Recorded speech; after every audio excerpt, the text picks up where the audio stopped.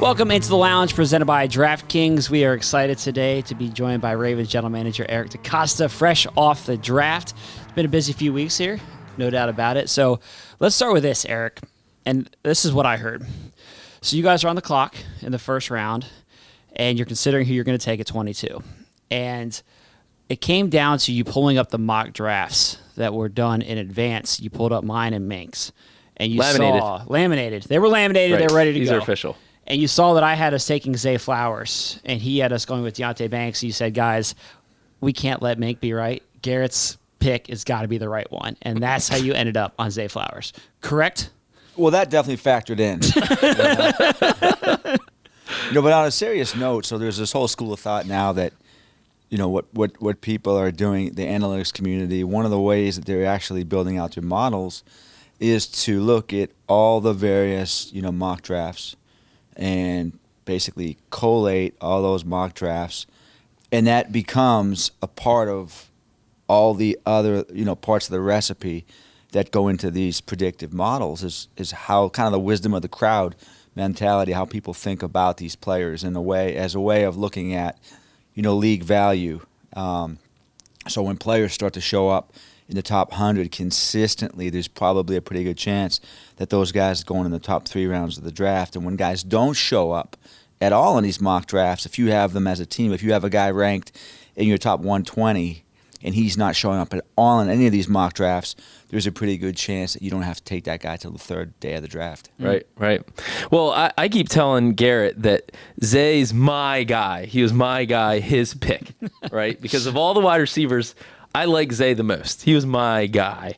So my question for you is, 4 straight wide receivers go off the board. Was Zay the guy that you wanted the most out of that cluster? He was. And looking at all those guys, we felt like this was an explosive player, very good run after catch, good hands. And also, despite a lack of, probably elite size, he's a guy that we thought could play inside or outside, can catch punts, competitive, feisty player with a history of production over 5 years. Yeah. Well, I didn't have this on my question sheet, but do you always look for a guy or often look for a guy at the end of the first round that maybe there's some trait about him, because we're always drafting near the end of the first round, which is a good thing. There's some trait that people are knocking them about, but they have other elite traits in something, and that's the reason why they fall. Like Zay, right? Great wide receiver, everything. If it weren't for his height, guy might be a top 10 pick, right? Linderbaum, his size was the question, like guys that have a knock in some way that we feel like, hey, this is providing great value for us. Well, that's why they're there. When we talk about second-round picks, specifically second-round picks, we can typically identify one thing about that player that probably prohibits him from being a first-round pick. Yeah. And sometimes that's size, sometimes that's production, sometimes that's injury in the case of like a guy like David Ojabo. Right. But there's usually one thing that teams would look at and say, well, that's going to cause him to fall a little bit. And what happens is if he's got everything else, then he becomes a very attractive option for you. And so as we look at it, some of these things are overblown. You look at the guy's production, you look at his skills, you look at his traits, you look at his mentality. The fact that he plays at BC, okay, maybe that's used against him. Mm-hmm. Right. Maybe he doesn't have a great quarterback. Maybe his production isn't what it could have been. So we have to look at it from the lens of, okay, well, if this guy played at USC, or this guy played at Alabama, or this guy played at Oklahoma, what would he be? Right. And then we look at it, we say, you know what? We can live with those other things, but we know we're getting X, Y, and Z, and that makes us a better football team. With Zay, something that stood out to me over the course of draft weekend was, you mentioned it during one of the press conferences, Steve Smith spoke very highly of him, and I know you talked to him, I think it was at the Combine. How much, I got the sense in here for you, that Steve's endorsement of him carried some weight, that was something that, was, as you're putting the puzzle together and considering all these different perspectives, that was something that mattered. Yeah. Yeah, I would say this, that's a nice little anecdotal story. Yeah. Steal a word that I like to use, anecdotal. Yeah. That's good. But, in the grand scheme of things, it's a nice story, but in the end, we're going to make the evaluations. Sure. We're not going to have an ex-player make the pick for us. Steve liked him on tape. I appreciate Steve. I think he has a great feel for the receiver position. Typically what we do in this business is find players who remind us of ourselves. We all do it in different ways. So I like the scrappy, undersized linebackers, blue collar overachiever types. Yeah. Every scout kind of has, it's a bias that we all have, right? We can always relate to people who remind us of ourselves. And so, for Steve, hey, listen, if this guy plays like Steve Smith, we're going to be extremely happy. If he's got that dog in him, if he's physical and feisty and catches the ball over the middle and breaks tackles, then we're going to be ecstatic to get him. Sure. So as the draft is unfolding, receivers are not flying off the board, which sometimes happens. All of a sudden receivers start going. And then at 20, that's when it starts. Seattle takes Jackson Smith and Jigba. Quentin Johnston goes next. And then, of course, Zay Flowers comes here. So when Jackson Smith and Jigba goes to Seattle, did you think at that point, okay, the run could be on? Because it's like the past few years, as soon as one goes, it seems like the run starts. Is that what you were thinking when you saw him go at that spot? Yeah, so that's a great question. And, one of the things that I want to look at is that I want our analytics people to look at is the idea of a run. Does that really truly exist? Is there such a thing analytically as a run? It's kind of like the hot hand in the NBA. Does the hot hand exist? Does does momentum actually exist? And so it's a fascinating topic that we could delve into. I do think there's something to be said that once the toothpaste is opened up, you can't close it, and we started to see receivers. We've seen in other years. I think we saw it in the third round this year with the inside linebacker position as well. We started seeing those guys come off the board a little bit. It's the panic. It's the idea of a panic. Like you start to see a small sample of players get selected. And now other teams are thinking, oh, man, if we want a receiver, we have to draft one right now because the guys we like are all going to get taken. Right. So there was a run. We saw the guys all get picked right there. I always felt pretty good about the receiver position because I felt like our board might be different from other teams' boards. And the fact of the matter was and is we liked all four of those guys. Yeah. Every single one of them. Every single one of those receivers was a viable option for us in the first round at different points. And maybe some guys would be trade backs, maybe other guys wouldn't be. But we saw all four of those receivers as potential first-round picks for the Ravens. Right, interesting. Item scarcity reminds me of being in the cafeteria on Taco Day, and somebody hits the guacamole early. Yeah. And you're like, oh, I better get up there now. Yeah. Well, in the old days with the frozen yogurt too, like if George was up there, Coquinez, right, then Moriarty was going to be up there next. Because he was always worried that there wouldn't be enough for him. Exactly, it's and real. Once that machine ran out of frozen yogurt, you weren't really sure if Manny was going to be there in time to fill it up before you had to go back up to your desk. Totally, exactly. Hence the hour-long lunch. This will be part of the study that your team does. Exactly. It's the hour-long lunch. So did you have a hunch that the Chargers might take Quentin Johnston just because kind of their MO has been the bigger wide receiver? Mike Williams, Palmer is a bigger guy. Did you have kind of a feeling that they might go in that direction? Yeah, not really. I mean, Tom Telesco, the GM, he does a phenomenal job. Yeah. And I felt like they would potentially be looking at, Jackson Smith and Jigba, Quentin Johnston, or Addison in different ways. I mean, they might be looking for an outside guy, an inside guy, but historically they've liked the bigger receivers, right, the route runners. So I felt like probably one of those three guys made the most sense for them. Right. But you never know. I mean, I've been shocked. So I go back to the 2006 draft, and I'd have bet the house that Dante Whitner would have been there when we picked. And he got picked by the Bills. I don't know what pick it was. Like a top 10 pick. Yeah, we were picked. Right? We picked. It was the year we drafted Haloti, okay. And I felt like Whitner was going to be our safe pick that year, and he got picked. And so you never really know how other teams see players. Right. I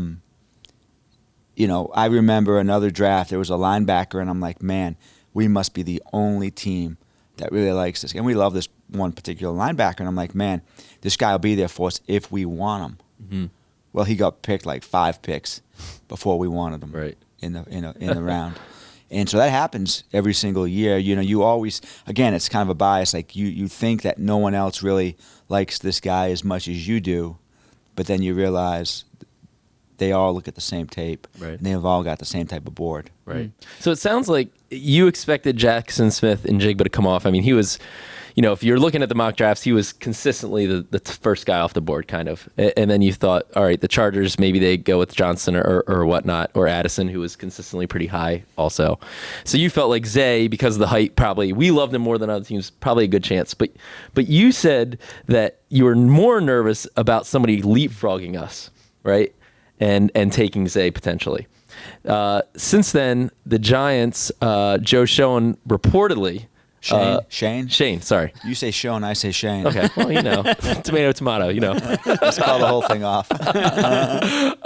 He reportedly was interested in coming up to land Zay. Was that the team that you were nervous about? So we had gotten some calls from some teams behind us. Yeah. And it didn't take a rocket scientist like my buddy Sig, who works for the Orioles, who actually was a rocket scientist, to tell me that they were coming up for receivers. And so, we decided to stand pat at that point because we knew that there was a legitimate risk that we were going to lose the guys that we coveted, the Giants being one of those teams. I think, the Chiefs were behind us as well. Right. So the phone rings and you kind of look at, like, what are these teams looking at potentially? And then you look at the board and you figure out, like, is it worth it to get a third-round pick, fourth-round pick, whatever that might be, to lose one of these players? And we decided, probably not. So we stood pat. Right. How far back are these teams calling? Like, how far back are we talking about trading? Because, that's one, you've done it many times where you go back 2-3 spots. If you go back further, obviously, there's more of a greater chance that you're not going to get one of those players that you want. But how far back could you have potentially gone? Yeah, so we had some offers to trade out of the first, to go into the first half or the second. And, again, we looked at it, and kind of look at the board. We use a pretty sophisticated model that our guys came up with that helps us predict which players are going to be there when we're on the clock. It's pretty damn accurate, I have to say. And as we looked at it in the second round and saw the type of players available, it just wasn't as appealing as we would have hoped. The players. So for us to pick at 22 and get a guy that we thought was a top prospect versus trading back and getting, a third-round pick, maybe, it didn't make as much sense this year. Now, in some years it does. We'll roll the dice. But in this year, I guess my mindset was, let's just get the best guys we can get. Let's get the top talent that we can get. We don't necessarily need as many picks. Yeah. But let's get the top talent we can in this year's draft, and that was what we tried to do. Would that have changed if, say, the Giants had jumped up and taken Zay Flowers in front of you? Would you have maybe been a little bit more open to moving back, or would you have then, pivoted to Ryan's guy in his mock draft? Well, you got to let me get some sleep at night here, and some bragging rights over Garrett. The question here is, I appreciate you teeing up for me. Yeah, there you go. Had Zay been gone, would you have taken my guy, Deontay Banks? That's the question, so I can get a little more bragging rights back. Yeah, well, that's a good question, and it's probably going to go unanswered. I will say this. I thought the Commanders did a great job. They took one of my favorite guys in the draft. Forbes, Emmanuel Forbes, yeah. We had him come in and visit us, spent the day with him. Ball hawk, a skinny dude, but just a straight-out baller, just a good player. And he was a guy that we thought was an outstanding player and would have been a guy that we would have considered in the first at some point. Trade back potentially, stand pat potentially. He went, I think, 16? Right. Mm-hmm. That was an aggressive pick, but Yeah. I think that's going to be a pick that as you look back in the first round, you'll say, you know what, that was an awesome draft pick. Well, it's another guy kind of who gets knocked because of size or whatever, but like you look at the interceptions and it's like, whoa, what are we missing here? This guy made plays. Yeah, it's totally. interesting. So in your time as GM, you've selected receiver 3 out of your in the first round, 3 of the 5 drafts. Is that in part because the receiver position in today's NFL has just maybe taken on even more significance? Is it based on the fact that when these guys get second contracts, they get such massive second contracts? Yeah. What is it just the fact that you like the players? Like, what's sort of the perspective on that approach? I think all of the above. Yeah. We certainly liked all the players that we've taken. In the 20s, they felt like really good value for us where we took them. the importance of the position.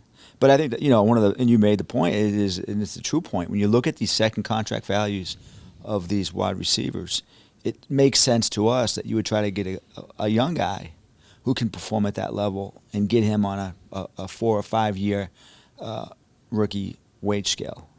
Because once they sort of, it's not like a used car, right? I mean, you pay full price for a used car, and then you can buy that same car 4 or 5 years later at a massive discount. Receivers, they're the opposite. You get them at a discount, and then you pay full price times 2 4 or 5 years later. So for us, the idea that we're going to get these guys on the rookie wage scale potentially. Now you have to hit on the player. The player's got to be productive. He's got to stay healthy. He's got to have the whole makeup, the whole thing. But if you do, it's like getting a quarterback on a rookie wage scale.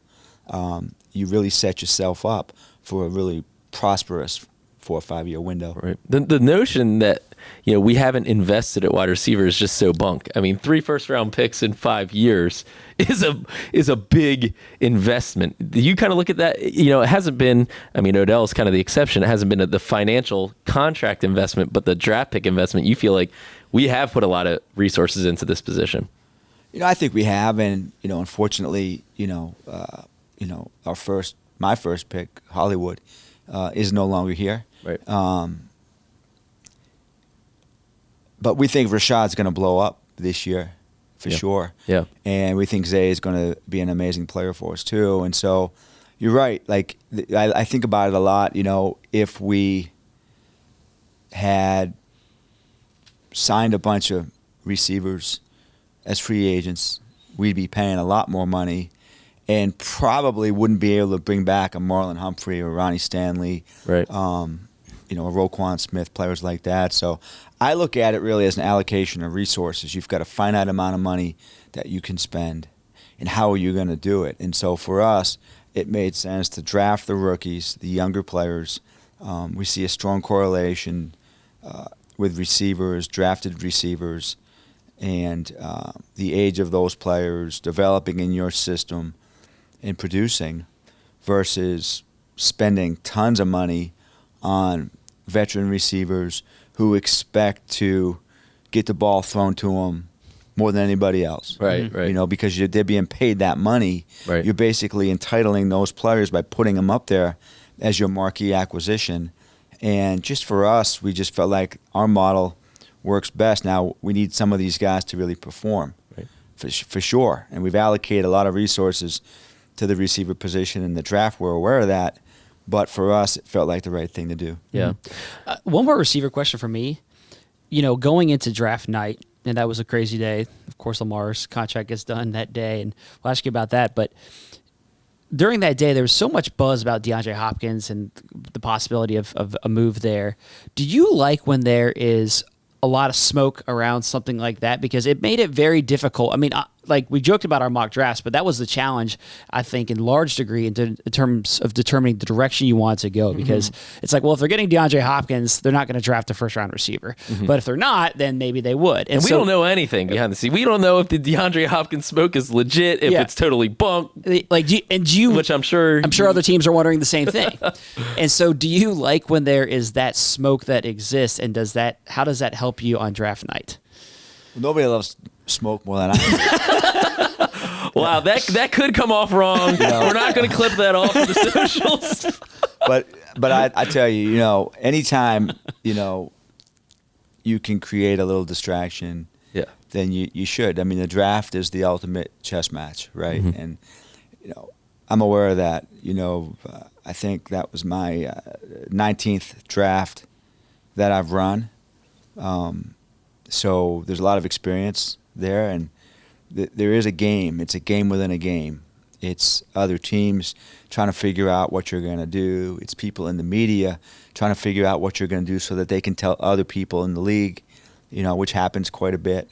So I look at it as secrecy times 10, and one of the more paramount things is just me knowing what we're going to do and no one else truly knowing what we're going to do. One of the things I was really proud about last year was that, and it's really hard to keep secrets in this business, as you guys know, but literally no one knew that we were trading Hollywood Brown last year. Yeah.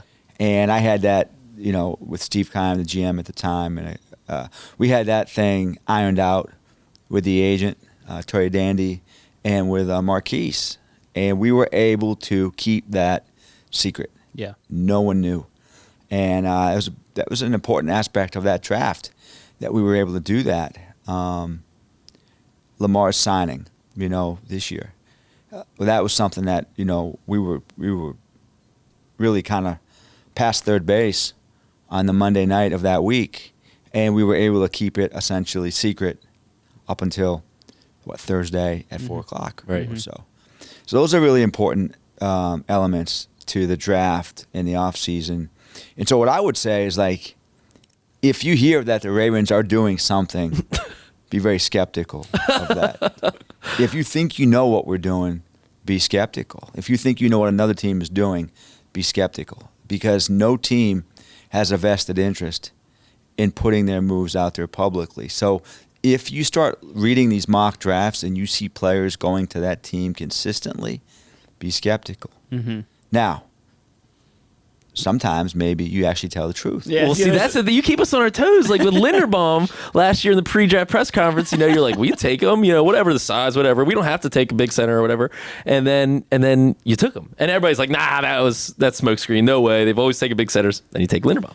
Well, so Steve told me a couple of years ago, Steve Bisciotti, we were talking about just the nature of a GM, and he said to me, you don't want to be pigeonholed as being super aggressive, making a move, but you also don't want to be super conservative. You should be both at various times. And that really resonated with me. And so what I would say, extrapolating that to the draft is, sometimes I'm going to tell the truth, sometimes I'm going to lie. Because if I always lie, then people are going to know I'm lying. Right, exactly. If I always tell the truth, people are going to know I'm telling the truth. Right. And so, listen, as I said at the start of this, I love a good smokescreen as much as anybody. So speaking of media reports, ESPN's Jeremy Fowler reported that had we not signed Lamar to the contract extension earlier in the day, that he's hearing from people the Ravens would have considered taking Will Levis at number 22. Is there any truth to that rumor? Well, would have considered. I think I said, in the pre-draft luncheon that we had quarterbacks in our top 32 players. So we had quarterbacks as first-round picks. And so it would have really amounted to the board, falling the right way, and then us making the decision to take the QB, which, I'm fortunate as the GM that I actually am the guy that ranks the players.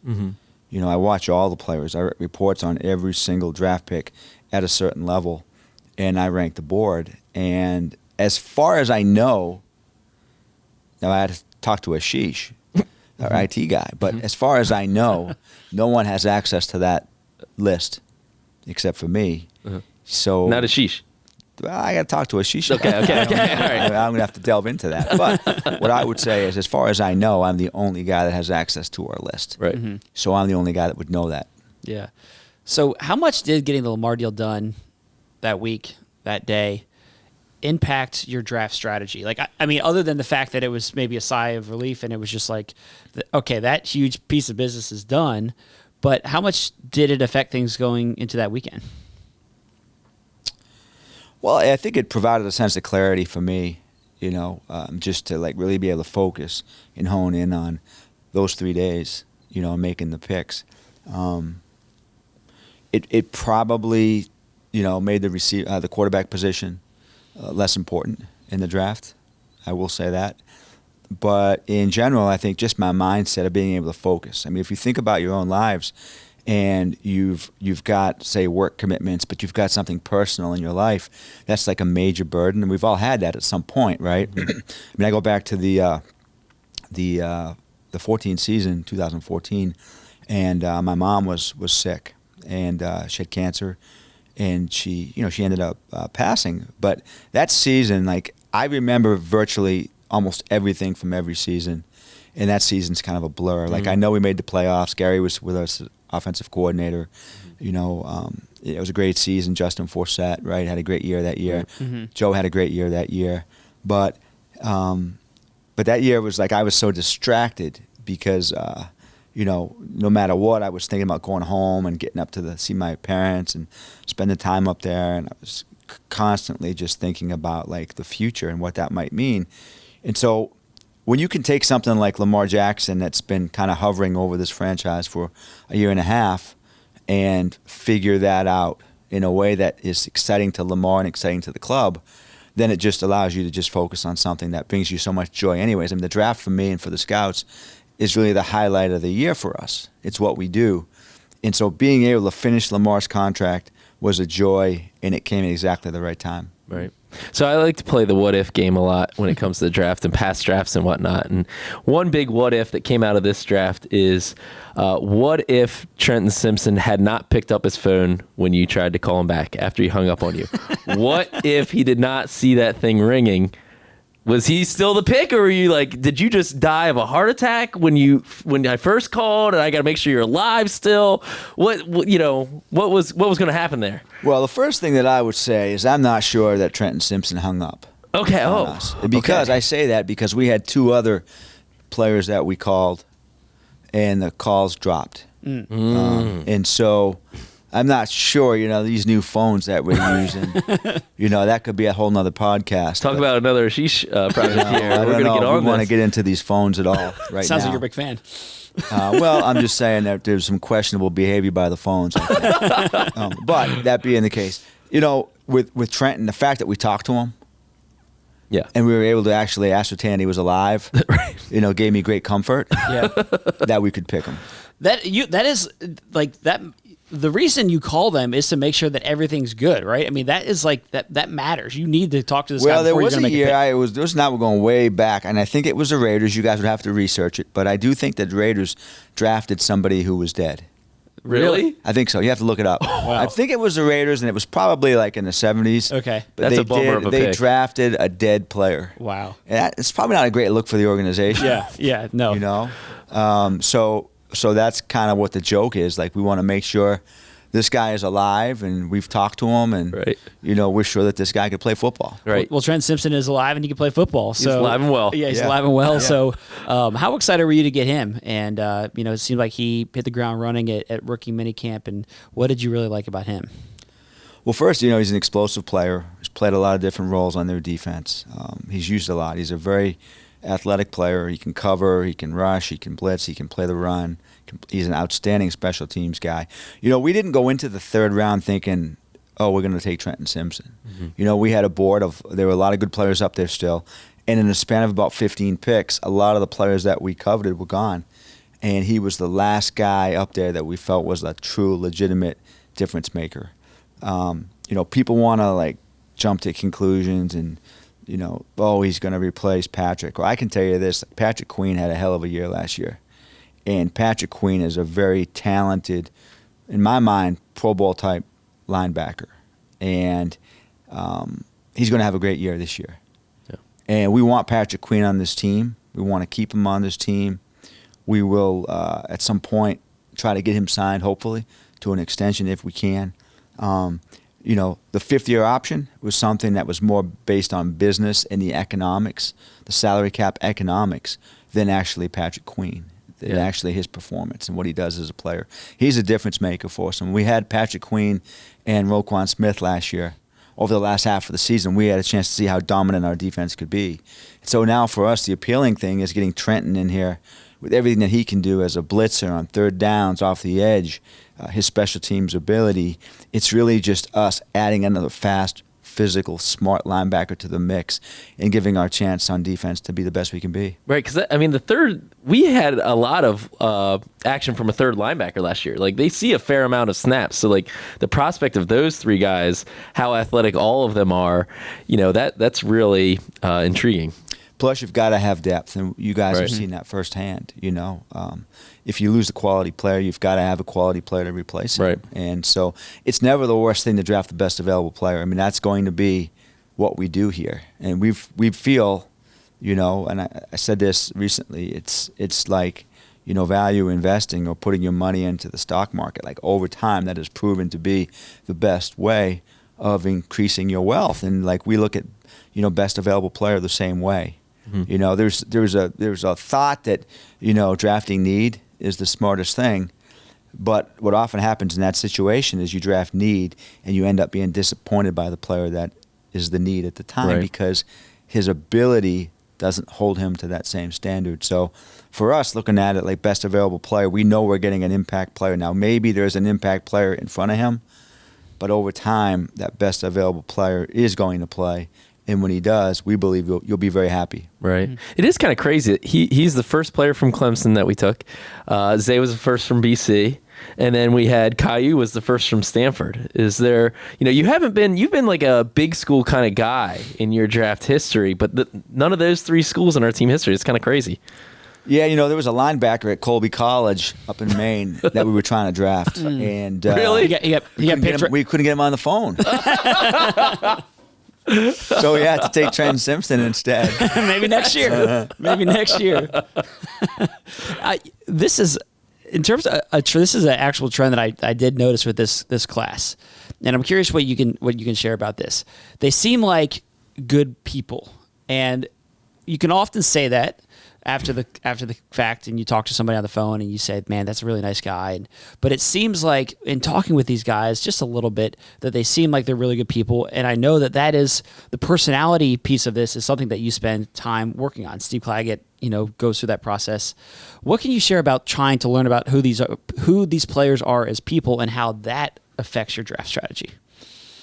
Right. So, Garrett, it's a good question. I think that's something we've tried to do, not just this year, but I think over the last 4 or 5 years, we've really tried to do that. And even before then, going back to 2006, if you look at that draft class, I mean, that's something that's been a priority for us. We really do try to stay away generally from the problem children of the draft. The risk associated oftentimes comes back to bite you in the ass. Right. And so for us, like the mentality, the drivers, the grit, the makeup, the durability, the dependability, coachability, the pride in their craft, the willingness to improve, those are all things that we look for. And, you mentioned Steve Claggett. So Steve's a guy that has spent a lot of his career studying leadership and personality. And he does a great job taking all the information that our scouts provide, all the additional testing that we do, the interviews, the personal interviews, all the sourcing information that we get, collating all that, and then, along with our analytics guys, Derek Yam, Corey Craywick, basically spitting out a score. We call it a GPA, but a score for these players. And that becomes a very important part of our evaluation. It's the physical, it's the scout grade, but it also becomes the GPA. And all the other stuff, the durability, all the other stuff that we bring in, the medical grades and all those things that actually end up dictating where that player is going to end up on our draft board. Yeah, I think it's interesting. We talked a little bit after the draft about the S2 testing, and you were talking about how, we don't subscribe to these things because we like to keep it all in-house. Like, we've built, you've built this whole machine behind scouting. It's not just scouts. It's a whole machine to do it ourselves. What advantages do you feel like that gives us over other teams? Well, I can't say that we do it any better than anybody else, but we certainly do it differently. And it goes back to Mr. Modell and Coach Marchibroda and Ozzie in those early years, and we made the decision to just do everything in-house. Yeah. We don't subscribe to national combine scouting. We don't subscribe to Blesto. Those are the two scouting services.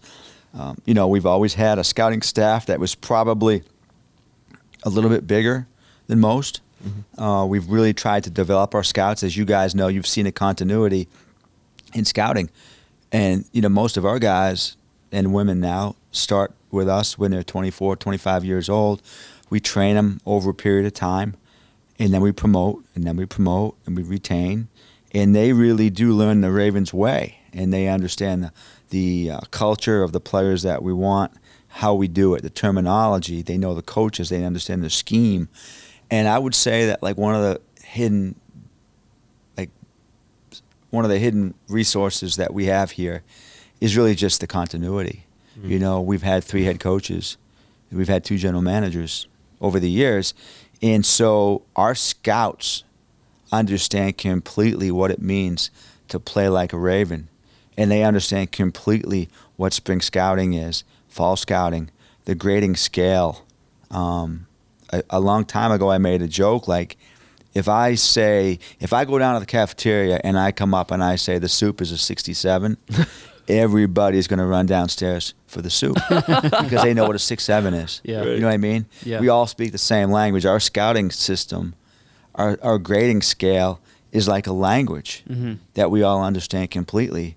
And so, you know, for us, we've developed, using our analytics, going back to 2012, a way of looking at prospects. We've developed our grading scale. We've tweaked it. You know, it wasn't our scale. It started with the Dallas Cowboys in the 70s, and we've tweaked our scale over the years, and we've added components. We've added letters and various things. The way that we interview players, the process of interviewing, what we're looking for. We used to interview players, and we would ask the same questions as everybody else. And now our questions are totally different because we're looking for specific answers. Different from other teams, or different from prospect to prospect, you're saying? No, I would say more so different from other teams, Okay. but just different from the way that we used to Gotcha. ask questions. So we might have asked a question, you know, years ago, you know, what are your best 3 games? We don't really care. That question means nothing to us because we can figure out what his best 3 games Right, are. we can look at the stats and figure that out, right? We might have asked a question, you know, back then, have you ever been in trouble, or have you ever been arrested, or, you know, talk about your family. We have all that information generally. So we're trying to figure out, so a question we might ask might be like, okay, Garrett, when you think about yourself as a writer, say, okay, what's your biggest weakness? I can Okay? answer that. And so then you'll say to me, well, you know, I use too many adjectives. I don't know. I don't use enough commas. Whatever it might be. This Right? guy doesn't know how to punctuate to save his All right, well, life. there you Punctuation's go. overrated. There you go. Okay, so you don't even know when to use a semicolon. Okay, Right, whatever that might exactly. be. Exactly. So then I would say, okay, so what have you done? Here's the second part of that question. What have you done to fix that? I just make Ryan edit. Counts on a good editor. and you have failed the test, sir. You are not being drafted by the Baltimore Ravens. So those are the kind of questions that we ask now, aimed at more like figuring out, does this prospect take pride in his craft? Is he disciplined? Is he organized? Is he a team player? You know,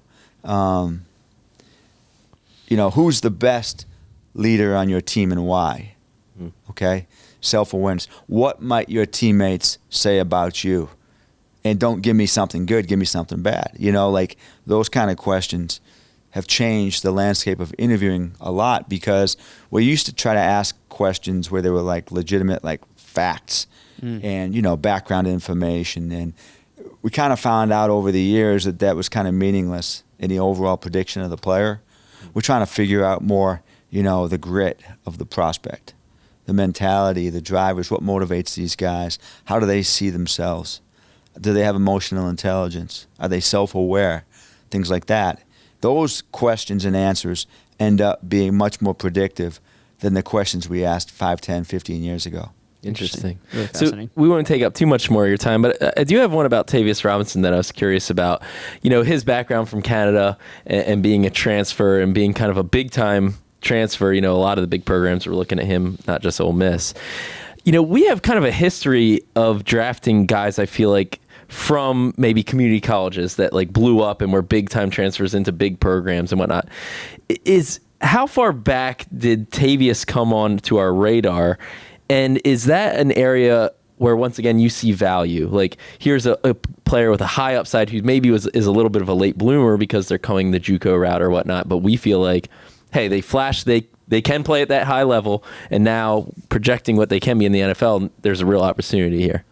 Yeah, so it's a really interesting story with Tavius. So it really goes back to our old special teams coach, Jerry Rosberg. Okay. And so, you know, Jerry's son, Jared, is a hockey player. And so years ago, you know, Jerry said to me, hey, there's a goalie in Ottawa.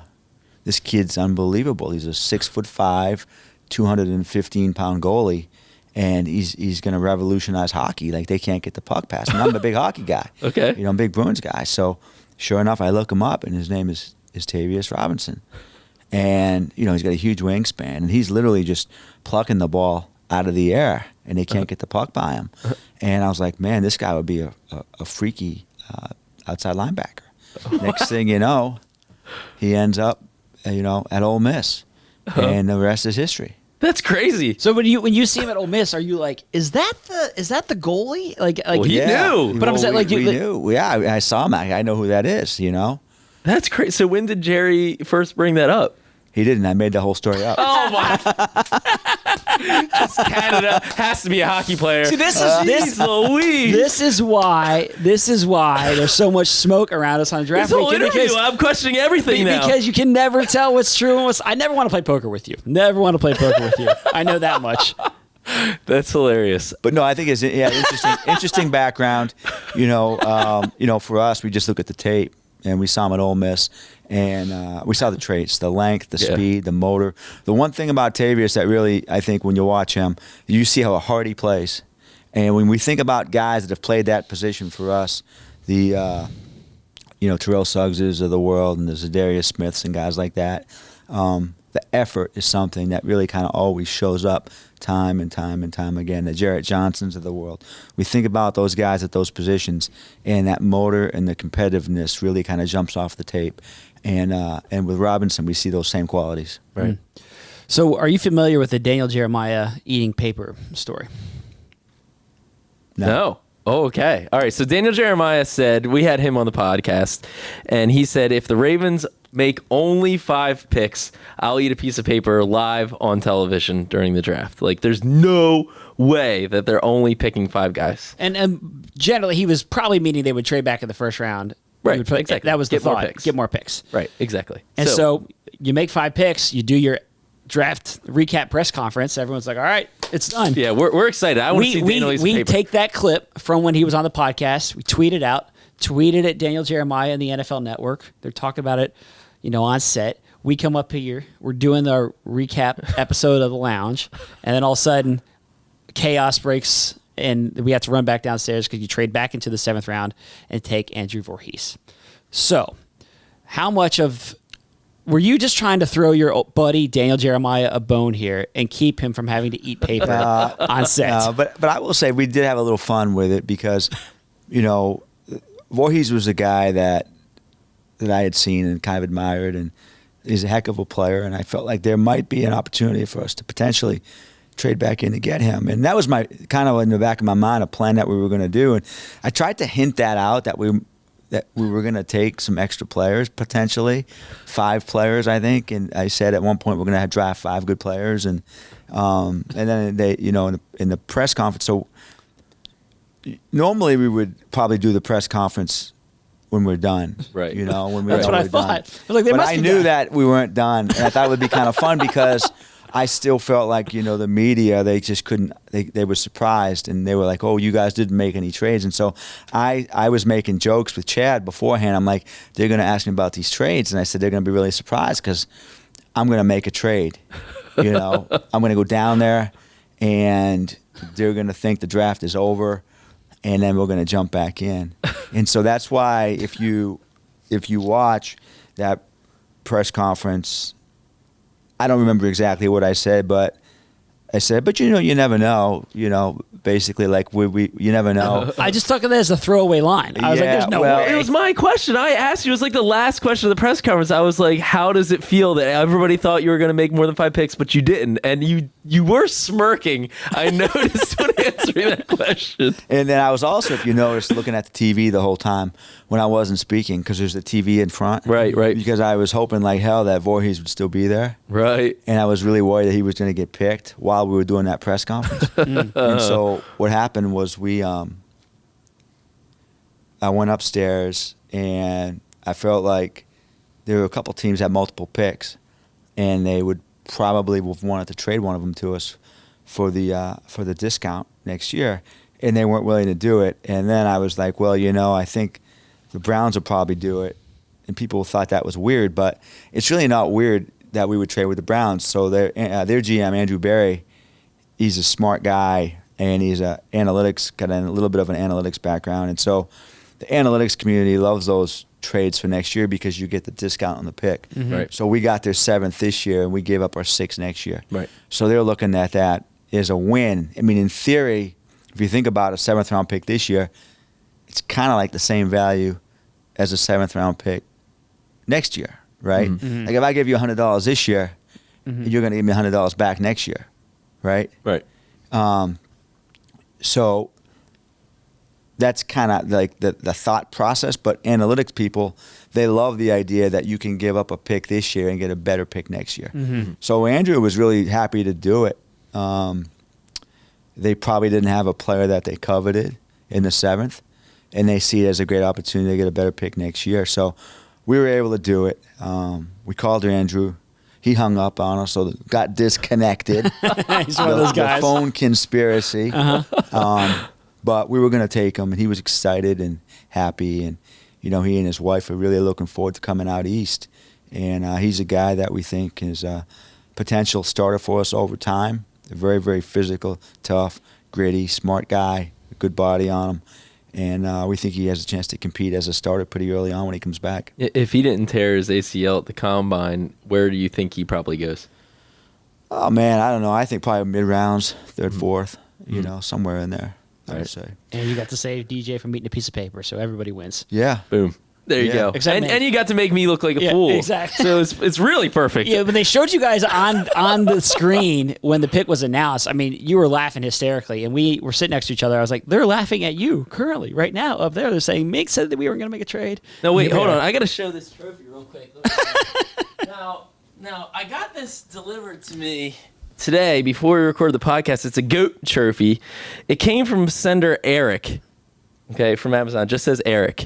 And it says Ravens #1 passer Ryan Double Yeller Mink. 100% completion rate. You have a history of maybe speeding past certain people on the road. That's a reputation that may exist. Double Yeller? Oh, yeah, double yellow line. That's what I'm saying, double yellow line. So you don't know anything about this. No, but isn't it spelled yeller? But it says Yeller. But that could be it. Double yellow. You have a reputation. Now I do have a reputation a little bit from a heavy foot. 100% completion rate. I always pass.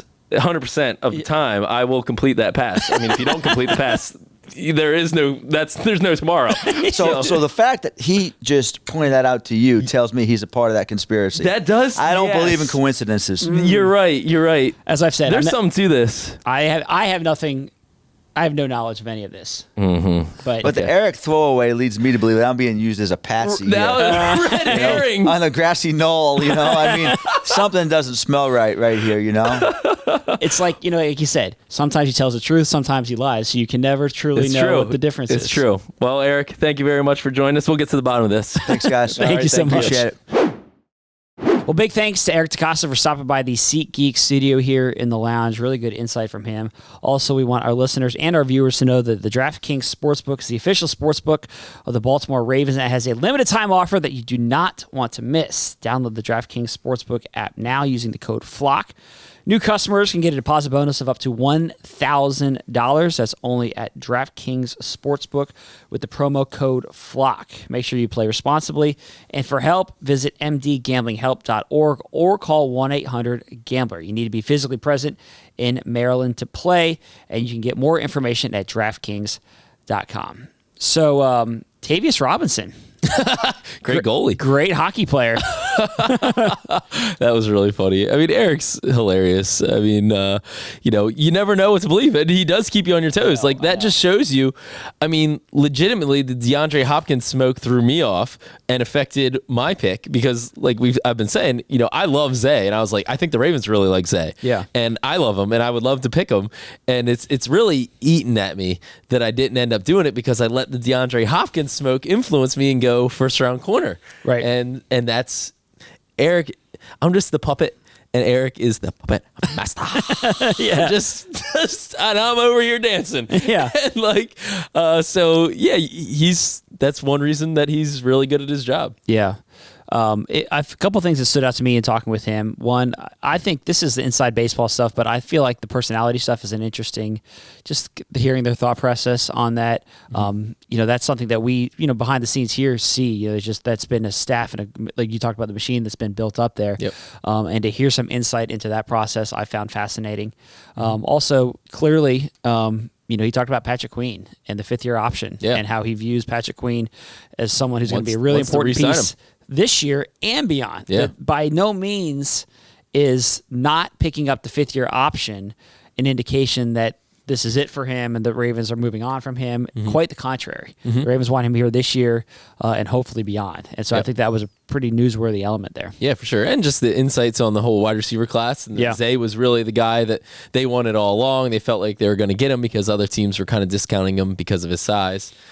Just the kind of the way they sized up the wide receiver board there was interesting, I thought. Yeah. And hearing that they could have traded back into, early in the second round, that would have totally changed the caliber of the player that the Ravens are getting, which 100%. And then also like these receivers who we spent so much time talking about, Jordan Addison, Zay Flowers, Jackson Smith-Njigba, Quentin Johnston, all those guys would have been gone. And so you're looking at, a much different player at that spot. And, I'm certainly excited that they ended up taking Zay. Well, what's also interesting, my guy Deontay Banks, he didn't really give me a whole lot of faith that Deontay Banks was going to be the guy. He kind of said, it sounded like Forbes was almost the player they expected would be there at 22, almost like, for lack of a better term, the safe pick. Sure. Like he's talked about in previous drafts, that Forbes would probably be there. If Zay wasn't, they could take Forbes. Yeah. And not necessarily Deontay Banks was that guy.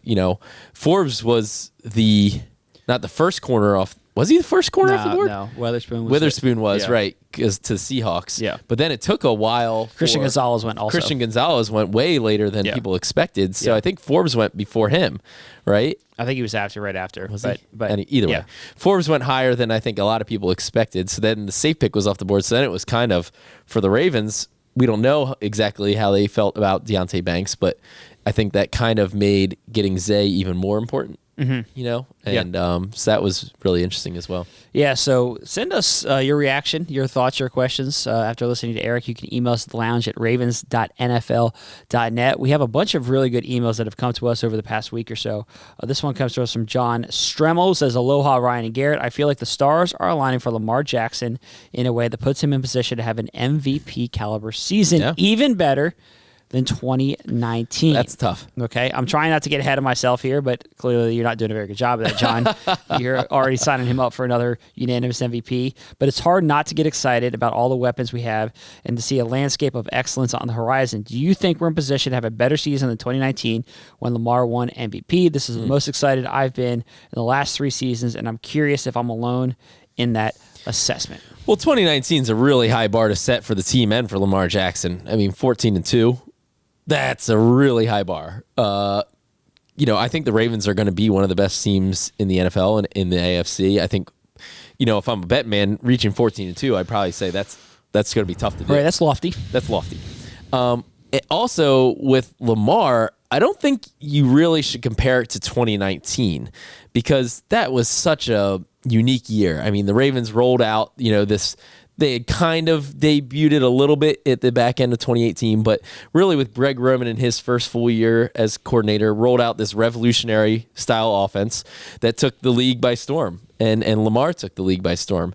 And, obviously the rushing record and all that stuff.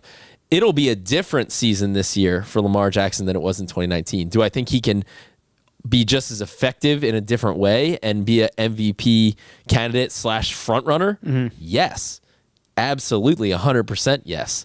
I think Lamar Jackson could 100% win the MVP. Certainly, I expect him to be in that conversation. But it'll look a lot different. He'll throw for more yards. Yeah. I expect that he'll run for fewer. Really, the touchdowns, the interceptions in 2019 were a big reason in that, in his success. Can he replicate that? Sure, I think he can, for sure. Again, that's a lofty bar. He led the league in touchdown passes. That's hard to replicate again. There's a lot of good quarterbacks out there, but I think that Lamar is primed and set up for a career year that'll just look different than 2019. Look, I think that this team is going to be one of the best teams in the league, like you said. Yeah. I agree with basically everything that you just said. I think that to answer John's question, should you be this excited? Yeah, I think you should be. I think yes. I mean, I think that the Ravens are a legitimate Super Bowl contender. I think they're going to be one of the best teams in the league. I think they have all the pieces to be incredibly fun to watch every single week. They just made Lamar the highest paid player in NFL history for a reason. All right, so they believe in him. They want him to be a player that's an MVP candidate every single year. And I think that with Lamar, when Lamar's been here and Lamar's been healthy, the Ravens have been a playoff team every single year. Right. And I expect them to be a playoff team and then some this year. That would be my guess, as we're sitting here recording this in May. But I think they've got all the pieces. Lamar's a great player, and I think the Ravens have a really good season in their future. Yeah, for sure. All right, here's another email. This one comes from Todd Wasserman. He says, now that the offense looks awesome with Lamar back and with all the new additions, let's examine the defense. Last year, the defense was great and at times dominating, but I need some convincing for this year's defense. With the loss of Calais Campbell, Marcus Peters, and Chuck Clark, how can the D be at the same level? Well, let's just say, first of all, we haven't lost Marcus Peters. He's still a free agent. Mm-hmm. Eric DeCosta even said he wouldn't rule out, or John Harbaugh said he would not rule out the possibility that the Ravens still add another veteran cornerback. Whether that's Marcus or not, who knows, but he's still available. It's an option, potentially. But I'm not worried about the defense in the fact that, I think that Rocky Sin is a really good signing that probably we haven't talked about enough even, stepping in for Marcus Peters, who, Marcus coming off the knee injury last year had some limitations that he even said, and so is a younger, potentially healthier Rocky Sin. How does that, play up to Marcus Peters? Well, the Marcus Peters of last year, or the Marcus Peters before the knee injury, two different players, kind of. And Marcus even said he didn't really trust his instincts fully last year. So I guess that's my way of saying I don't know that the Ravens have taken some big step down at cornerback. Plus you have to factor in Jalen Armour-Davis has a year under his belt. Now he didn't get a lot of action as a rookie, but has NFL experience. He's been in the NFL for over a year. Pepe Williams the same. They drafted Caillou Blue-Kelly. I think that they certainly have more depth and young kind of improving, developing options there than they had last year when you had 2 fourth-round rookies. Yep. Now you have 2 sophomores coming in and a talented guy in Caillou Blue-Kelly. So, and I don't think they're done necessarily at cornerback. As we said, they could still add somebody. So I think they'll have improved depth at corner, which will help them. And I don't think that it's a big step down from Marcus, or any step down potentially from Marcus to Rocky Sin. Yeah. So I'm not too worried about corner. Calais Campbell, yes, that's a loss on the defensive line. They did not draft a defensive lineman. I wouldn't rule out the possibility of signing some kind of veteran, another veteran D lineman, kind of edge/D lineman guy. That wouldn't shock me moving forward. I think they're going to sign an edge. Yeah, I think they'll definitely sign an edge. I think the question is more whether it's a D lineman. But again, it's kind of, you have these young players that are growing and ascending, and they're going to get more opportunities. You look at Travis Jones, who we were all really excited to get in the 3rd round last year, more opportunities for him. Justin Madubuike, more time for him. So, I don't want to sugarcoat it. The loss, not having Calais Campbell here stinks, from an on the field and off the field perspective, but I guess I'm not also super concerned about the D line. Like Michael Pierce, they didn't have him practically all year last year. He's going to be back healthy. Yeah. Let's hope that he plays all year. That's a major upgrade over what last year's D line was. Yeah. Right. So I'm also not concerned about their ability to stop the run either. And I think Calais' sack production, his pass rush ability, hopefully can be made up for in, the ascension of David Ajabo, Odafe Owe, those kind of guys. Tyus Bowser's now a year healthier after the Achilles. His sack production really dipped. I would expect that would go back up. So, I also, pass rusher as it stands now is probably the biggest need, right? Yeah, I think the Ravens are going to add a pass rusher. It would not shock me at all if one of these days, you get the transaction comes through and the Ravens have sign Justin Houston. Like, They waited last year in the process. Would not shock me if he were to come back here to Baltimore again and sign late in the process like he's done the last 2 years. Right. They could also go and get another veteran pass rusher. They did it last year with Jason Pierre-Paul. Yep. He's still on the market too. Yep. So they could go dip into their toes into those waters again, and I think that they will at some point. Yeah. I feel good about the defense. They got the best inside linebacker tandem in the league. Yep. They have a really good secondary still, I think. Right. Marlon Humphrey, one of the best corners. Marcus Williams. Great safety. Right. Kyle Hamilton coming off a fantastic rookie year. Now, he's changing positions a little bit, but that's what he's played his whole life, so I don't expect him to have any issues. Really, I think it comes down to pass rusher right now. Like I said, is kind of the biggest remaining need. And something that we haven't talked about a lot is who's the third corner. Like, I think Rocky Sin's going to be one of the top 3. I expect that he'll probably be the starting outside corner opposite Marlon Humphrey if I'm handicapping it right now. Who's that other guy? Is that Brandon Stevens? John Harbaugh said that he's really focusing on safety, but that doesn't necessarily mean he can't be the third corner in the slot either. That's what Kyle Hamilton did last year, and he was a safety, right? So is Brandon Stevens that kind of third corner? Who plays inside there? Is that Pepe? I don't expect it's Jalen Armour-Davis. He's more of an outside guy. That's what he was at Alabama. I don't think that he would probably play in the slot.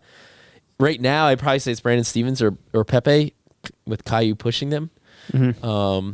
I would agree. I think that's probably one of the bigger question marks right now in the defense. Yeah, I agree with how that would probably break down. Yeah. But even with those questions, like I still feel really good about the defense. I'm just not really that concerned. I think this offense is going to take a big leap up. And as I just said a few minutes ago, I think this team is going to be one of the best in the league. Yep. Yeah, I definitely expect so. So anyway, thank you for listening. As always, make sure you subscribe, rate, and review. If you haven't done so yet, check out Ravens Press Pass, subscribe, rate, and review that as well. All of our press conferences and media availabilities are there. So rookie minicamp, that was this past weekend. All the press conferences with Zay Flowers, who we talked to Eric DeCosta about, with John Harbaugh, and other Ravens draft picks are all there. So make sure you check that out. Another promotion thing here. The NFL schedule is coming out on Thursday. Yes. So we are going to have a schedule reaction podcast. That's we're going to do the draft, travel draft, sign up for all of our great locations. A lot of good ones this year. Oh yeah. So we're going to do that this week, and so that comes out Thursday night, 8 p.m. We'll post it everywhere. Who's got top draft pick in that? Me. Always me. No.